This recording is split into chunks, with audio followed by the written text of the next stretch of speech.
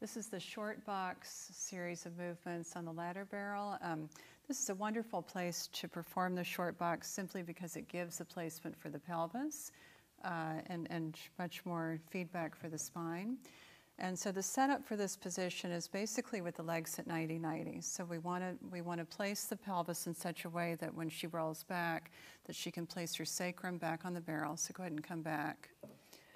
Good, without tucking her hips, and then she comes forward.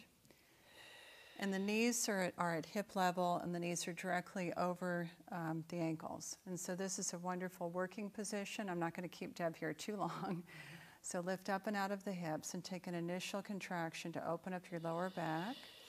And then take a second contraction just to feel that connection to the barrel. And then maintaining that flexion, rounding the body forward, and then roll up and out of the hips.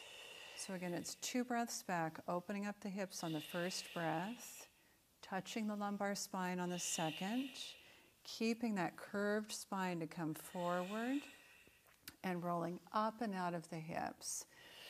And then inhale, lift up, exhale, hinge back.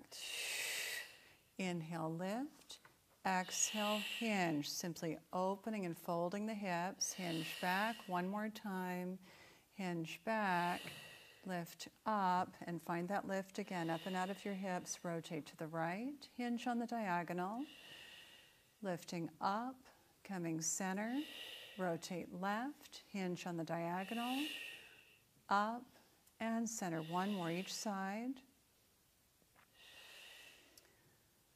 Notice how the movement starts with the pelvis as she goes back, and lift up, come center, adding on to this, rotate, hinge back, extend that line, center, flex the spine, contract forward, and roll all the way up. Other side, rotate and hinge, stretch the hinge, center, flex and contract, coming up and over, and rolling up through the spine. Nice, good. And you'll notice that we're using a Fletcher braided towel instead of a dowel. You could also use a dowel for this exercise. This just encourages a little more back engagement and chest expansion. Thank you, Deb.